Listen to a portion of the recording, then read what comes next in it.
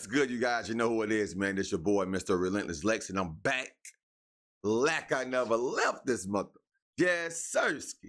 All right, so, bro, we got Justin Combs coming out saying that his alleged father, Wolf's alleged son, dang, bro, that's crazy. There's a lot going on with Diddy, you guys. There's a lot going on with him. But Justin is saying that Diddy blasted his career and was abusing his mom, bro. Well, killed his career. Blasted, killed it, same thing. So we're going to check out the spicy. Let's get it.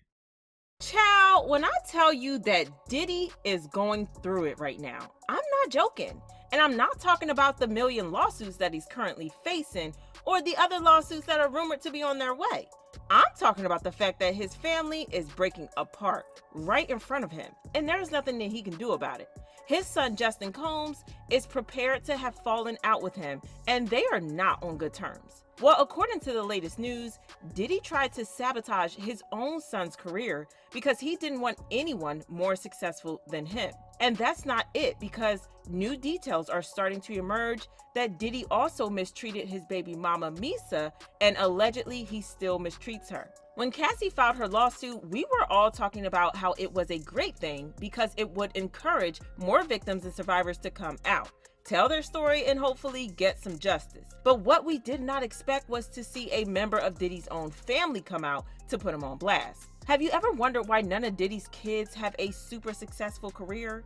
I mean, considering that their dad is one of the biggest music execs in Hollywood, you'd expect that King Combs would have found considerable success in Hollywood. But instead, he is struggling and has less than 450,000 monthly listeners on Spotify. The same goes for Quincy and Justin. Well, according to Justin, this is because Diddy actively sabotages their success because he doesn't want them to be more successful than he is. He allegedly wants to keep them under his control, and he will do that at all costs. And in Justin's case, he has sabotaged him not once, but twice. See, when Justin graduated high school, he got into Harvard, which is an impressive feat because y'all know that Harvard has one of the lowest acceptance rates in the country. But for some reason, Diddy forced Justin not to go to Harvard and had him transfer to UCLA so that he could be closer to him.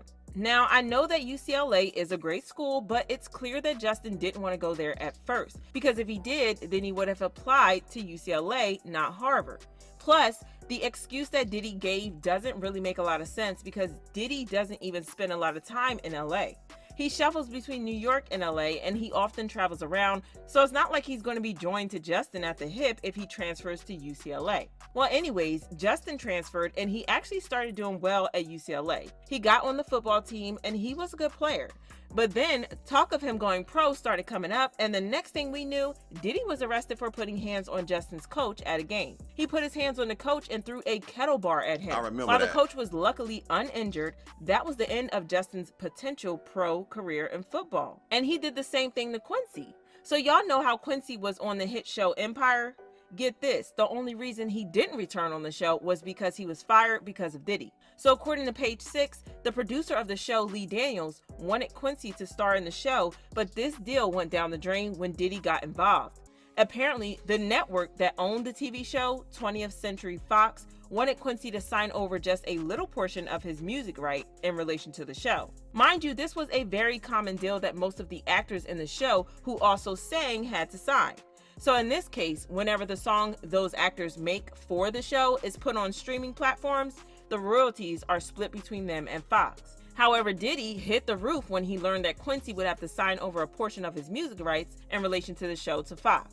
A source who spoke to Page 6 said Diddy kicked up a huge stink and called all the top brass at 20th Century Fox TV to get them to change their rules over music rights. But he didn't get his way. He said that there was no way his son was signing over his intellectual property, so he banned him from the show. So Quincy had no problem signing over a portion of his music right for the show to Fox. After all, it was just a portion of the rights for the songs he did for the show. But after Diddy made that call to Fox without his permission, he pissed the big guys at Fox off and pretty much got Quincy thrown out of the show. Well, it looks like even Diddy's kids are tired of him, and Justin is coming out to put his father on blast for killing his career, trying to ruin his life, and putting his hands on his mom, Misa Hilton. Misa is Diddy's first baby mama, and according to Justin, Diddy has always treated her very badly. Allegedly, Diddy used to put paws on Misa whenever he got mad at her and often left her with bruises all over her body.